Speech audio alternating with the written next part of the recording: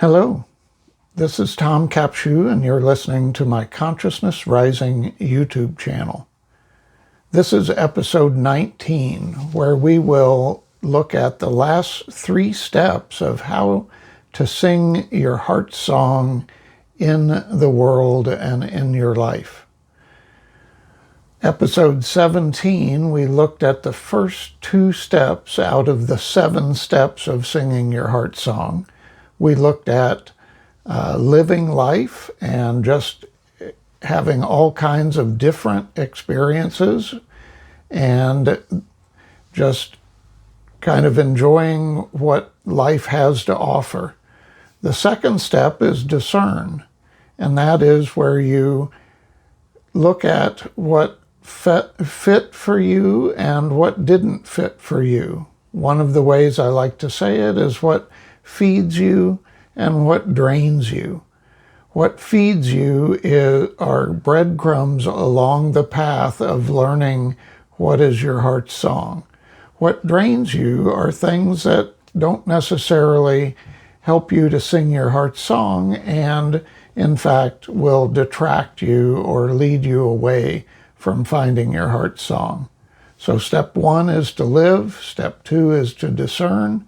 Step 3, which we covered in episode 18, is to listen, to find quiet places where you can listen to your heart, move past the negative messages that your brain often will give you, and move to your heart where you can listen to the whisper of your Creator, our common Creator, as you discern what is in your heart to sing as your unique expression of the divine.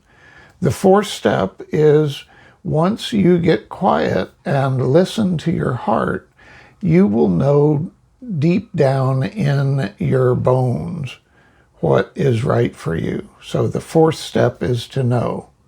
Those 4 steps are covered in episode 17 and episode 18, and now we're going to look at the final 3 steps to singing your heart's song in your life and just being in the flow of how you were created. So the 5th step is to share.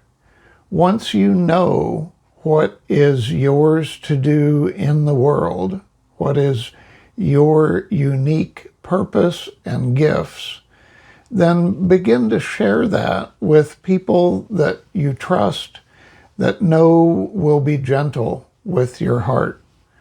Because just like a new blade of grass coming up out of the ground, your learning your heart's song begins as a very tender shoot that, if it's not protected, it can easily be trampled upon. So find people that know you and love you and want to support you being everything you can be in the world, and share your heart's song with them. And ask them for their support. Ask them to support you in whatever way that you feel called to ask for that support. Whether it's to talk about how to find a place to exercise and to practice that heart song, or whether it's asking for aid in learning new skills that support that heart song. Just find the people in your life that love you and can support you, and share your heart's song, your new blade of grass just now popping up out of the ground. Another place to share your heart's song is with a coach or someone, a therapist, someone who you can count on to be supportive and to help you to differentiate between the messages of the world and the message in your heart, where you're listening to your common creator. So the fifth step of learning and singing your heart song is to share it with people you can trust, to practice singing that heart song. And the more you practice it, the stronger it gets, just like the more a blade of grass grows, the stronger and sturdier it is to support its continued life, even though it may get stepped on. So that's the fifth step in learning and singing and celebrating your heart's song. The sixth step is to align, and that means to align your life with your heart's song. Many of us, I've done it for several years, have taken other kinds of jobs or activities that financially support us in this seen world. That's fine, but that will most likely not be your heart's song unless you have happened to have been supported in finding and doing what you love. Many, many, many of us do not what we love, but what we can get paid for so that we can sustain our lives and build the lifestyle that we want in the world. That's not singing your heart's song. One of the sayings that we can use is, do what you love and the money will follow. Some of us haven't done that, and we need to hang on to the thing that we get paid for while we're learning our heart's song.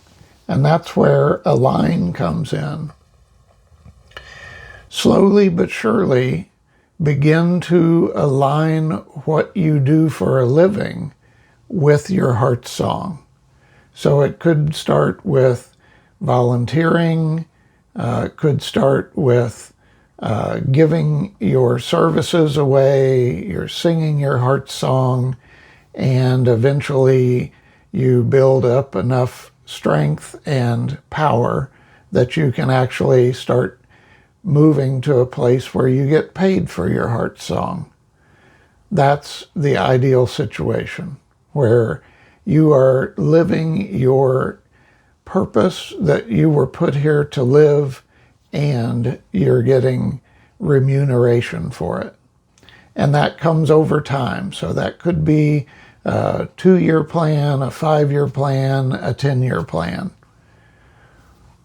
In any event, that purposeful alignment over time is what will build not only your ability to be sustained in our economy by singing your heart song, but it will also help you to clarify and to strengthen your heart song in the world. So the sixth step is to begin to align your life to your heart song as you're singing it louder and stronger and more often. The seventh step is when you have fully aligned your life with your heart song. And so you wake up in the morning and you are excited to do the activities that help you to sing your heart song, and work turns into play. The activities that you're doing are not considered work anymore. They're considered play. You look forward to them. They're fun to do. They're things that you anticipate with excitement. And as you do that more and more, and your life's work is supported by the seen world, by the noosphere, then you will begin what I call the seventh step, which is to dissipate. your ego starts to fade away, and what comes into your awareness is an alignment with the creative force of the universe, where it's not you doing the activities, but it's your creator doing activities through you.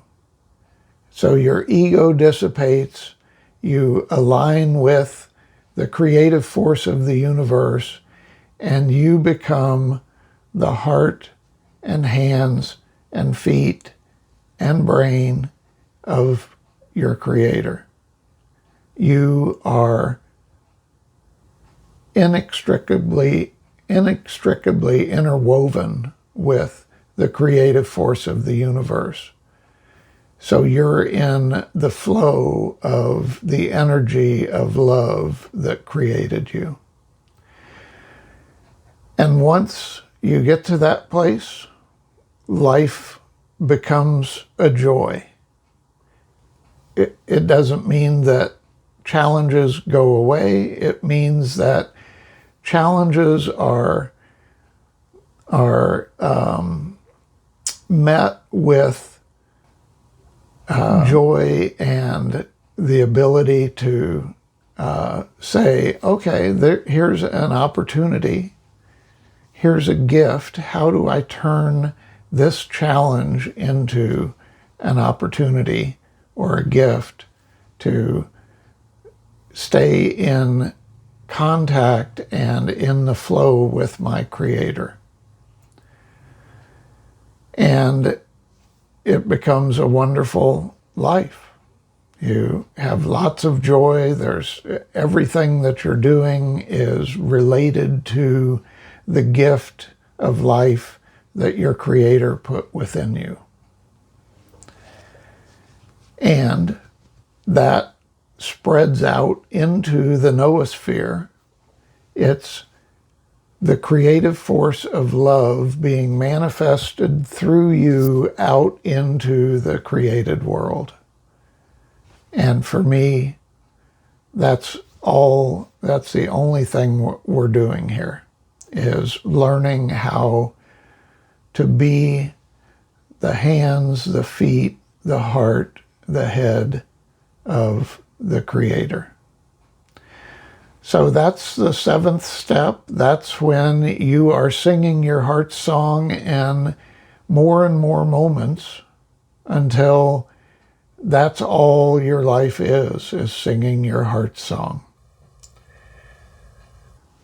So my wish for you today is to work on whatever step you're currently experiencing in learning, discovering, singing, and becoming your heart song. Whether it's living, whether it's discerning, whether it's listening, whether it's knowing, whether it's sharing, whether it's aligning, or whether it's dissipating. Whatever step you're in, I wish for you to celebrate that step and do it well as you move through discovering, learning, singing, and celebrating your heart song. Thank you. Be well.